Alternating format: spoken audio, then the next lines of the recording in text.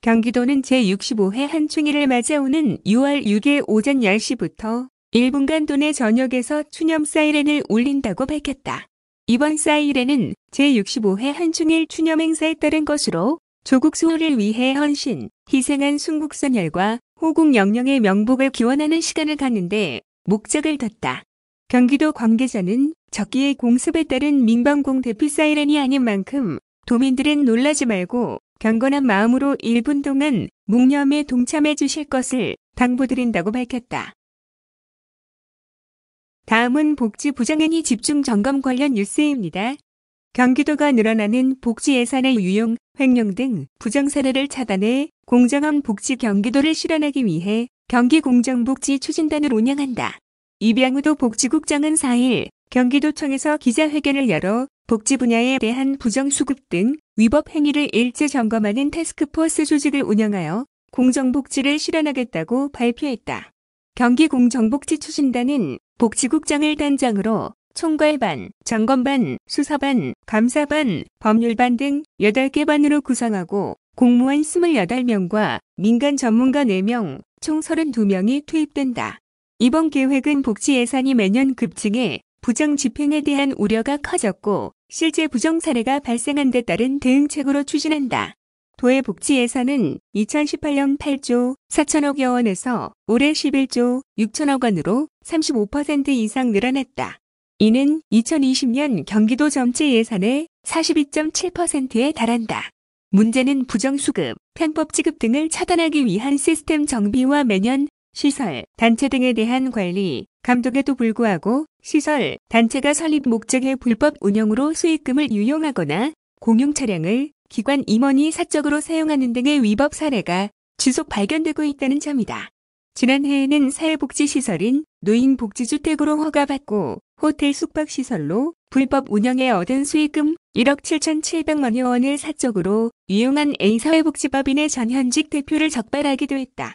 추진단은 코로나19 영향으로 현장 점검에 앞서 서면 자료 확보 및 현장 민원에 주안점을 두고 운영했으나 이달부터는 공익제 보안 라인 등 다양한 방법을 통해 도민 누구나 제보할 수 있도록 홍보를 강화해 위법 사례를 적극 수집하기로 했다.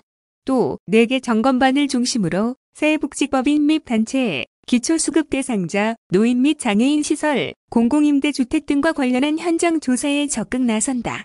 주요 점검 내용, 대상으로는 21만 생계, 주거급여 대상 가구 중 부정수급 의심 세대 조사, 사회복지법인 및 단체 중 최근 3년 동안 점검받지 않은 163개소 및 제보 대상 법인, 단체의 재무, 회계규칙 위반 사항, 유무, 장애인, 노인복지시설 중 기능보강사업비를 지원받은 29개소와 장애인 자립생활지원센터 46개소의 보조금 유용, 행위 유무, 요양보호사교육원 124개소, 대상 허위 출석, 실습 유무, 푸드뱅크 29개소, 대상 기부물품 관리 실태, 공공임대주택 8,289세대, 대상 불법 전대 행위 등이다.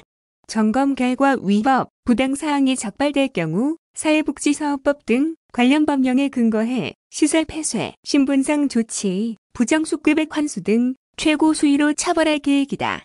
중대하거나 추가 조사가 필요할 경우에는 수사반, 감사반과 협력해 조사를 진행할 뻥침이다.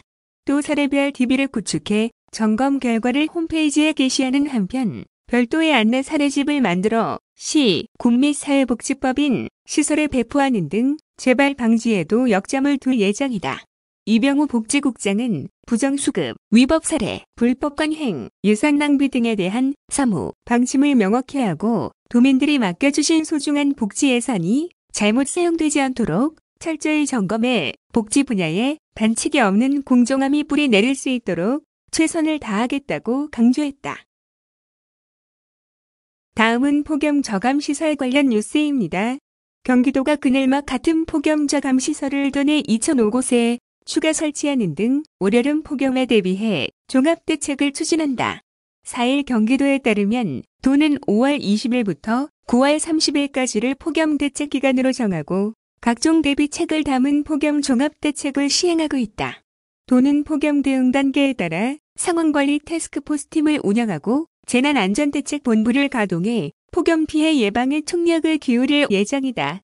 주요 대책을 살펴보면 도는 올해 그늘막, 그늘나무 등 생활 밀착형 폭염저 감시설을 지난해 3,619곳에서 올해 5,615곳으로 확대할 예정이다. 총 2,005곳이 신설되는 것으로 도배 64억 5천만 원과 시군비 등 61억 5천만 원 등 총 126억 원의 예산이 투입된다. 취약계층 보호를 위해 폭염특보 발령 시 노인 맞춤 돌봄 서비스 종사자인 생활지원사 등 3,900여 명의 수행 인력이 취약노인 약 5만 명을 대상으로 전화나 방문 건강, 확인 등 건강관리, 보호 활동도 실시한다.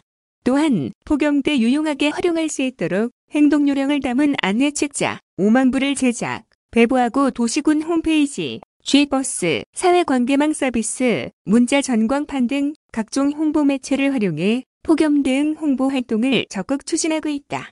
아울러 코로나19 장기화에 따른 감염병 방지 대책의 일환으로 지역사회 감염 확산 시 무더위 쉼터 임시휴관을 권고하고 쿨링포그, 바닥분수 등 바이러스가 쉽게 전파될 수 있는 시설은 사용을 자제하도록 했다.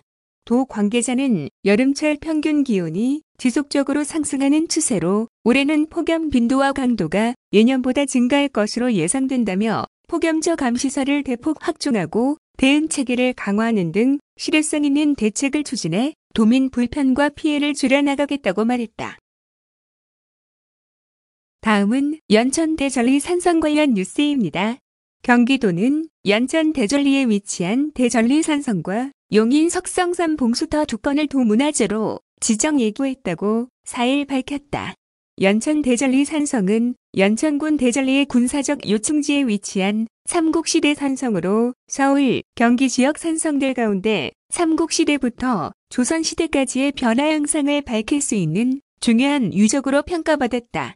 이곳은 연천과 양주 사이 추가령 구조국에 의해 형성된 긴 회랑지대가 이어지는 지리적 중요성이 매우 높은 곳이며 특히 신라가 삼국 통일 과정에서 당나라와 벌였던 7년 전쟁의 가장 치열한 격전지인 매초성 전투의 현장으로 알려져 역사적 의미를 지니고 있다.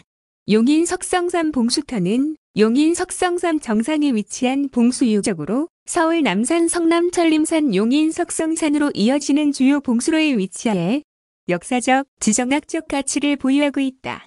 특히 경기도의 희석에 남아있는 봉수대라는 점에서 학술적 가치를 인정받았다.